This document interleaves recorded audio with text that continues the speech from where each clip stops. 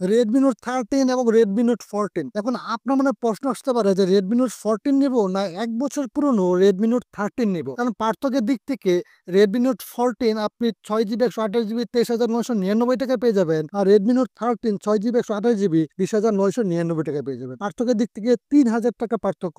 অনেকের কাছে এই 3,000 টাকা অনেক বড় কিছু। তো বন্ধুরা, আজকের এই ভিডিওতে আমরা এই দুটো স্মার্টফোনের ফুল ডেপথ কম্পারিজন করব, দেখবো কোন স্মার্টফোনটি আপনার জন্য বেস্ট হবে 2025 সালে এসে এবং কোনটা ভ্যালু ফর মানি প্রোভাইড করছে। চলার মধ্যে কোনো কথা না বলে শুরু করা যাক আজকের ভিডিও। আমি সোহাগ আছি আপনাদের সামনে, আপনারা দেখছেন বরাবরের মতোই টেকনোলজি শট। ভিডিওটি ভালো লাগলে অবশ্যই শেয়ার করবেন এবং বেশি বেশি করে লাইক, কমেন্ট আর সাবস্ক্রাইব করবেন আমার এই চ্যানেলটিকে। তো বন্ধুরা, এখন কথা বলা যাক প্রথমে ডিজাইন নিয়ে। ডিজাইনের দিক থেকে দুটো স্মার্টফোনই ভালো লেগেছে আমার কাছে।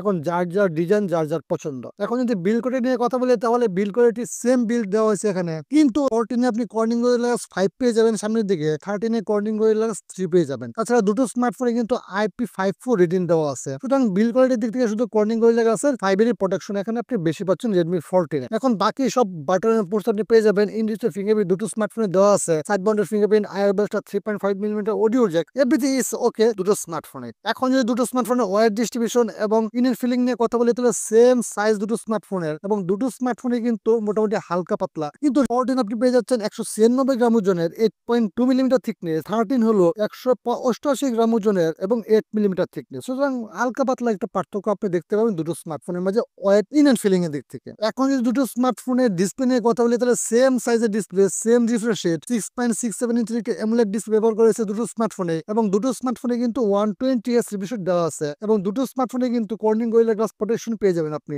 রেডমি নোট 13 আপনি পেয়ে যাবেন গরিলা গ্লাস 3 প্রোটেকশন, আর রেডমি নোট 14 পেয়ে যাবেন গরিলা গ্লাস 5 এর প্রোটেকশন। এটাই পার্থক্য। আর দুটো স্মার্টফোনে যে কন্টেন্ট ওয়াচিং এর কথা বলেন, তাহলে দুটো স্মার্টফোন অ্যামোলেড ডিসপ্লে হওয়ার কারণে মোটামুটি ভালো কালার প্রোটেকশন দেয়, এবং দুটো স্মার্টফোনের যে কোয়ালিটি, পিকচার কোয়ালিটি, সেটা আমার কাছে অনেক ভালো লেগেছে। তাতে দুটো স্মার্টফোনে ইনডোর আউটডোর সব জায়গায় খুব সুন্দরভাবে ব্যবহার করতে পারবেন, এবং দুটো স্মার্টফোনে কিন্তু আপনি ইন ডিসপ্লে ফিঙ্গারপ্রিন্ট পেয়ে যাবেন, যার স্পিড যথেষ্ট ভালো ছিল। এখন যদি প্রসেসর নিয়ে কথা বলি, তাহলে দুটো স্মার্টফোনে কিন্তু দুই ধরনের প্রসেসর ব্যবহার করেছে, মানে দুই কোম্পানির। রেডমি নোট 13 ব্যবহার করেছে কোয়ালকম স্ন্যাপড্রাগন 685, আর রেডমি 14 আপনি পেয়ে যাচ্ছেন মিডিয়াটেক হেলিও G99 প্রসেসর। এখন পারফরমেন্সের দিক থেকে মিডিয়াটেক হেলিও G99 এবং কোয়ালকম স্ন্যাপড্রাগন 685 ওই যে গেমিং প্রসেসর না, আমরা সবাই জানি, কিন্তু টুকটাক গেমিং এর দিক থেকে মিডিয়াটেক হেলিও G99 একটু বেটার পারফর্ম করবে কোয়ালকম স্ন্যাপড্রাগন 685 থেকে। কারণ কোয়ালকম স্ন্যাপড্রাগন 685 এটা কিন্তু আপনার ব্যাটারি এফিসিয়েন্সি কি প্রসেসর, মানে কনস্ট্যান্ট পারফরমেন্স দিবে, কিন্তু আপনি যদি গেমিং এর কথা বলেন, তাহলে এটা কিন্তু একটু পিছিয়ে যাবে মিডিয়াটেক হেলিও G99 এর কাছ থেকে।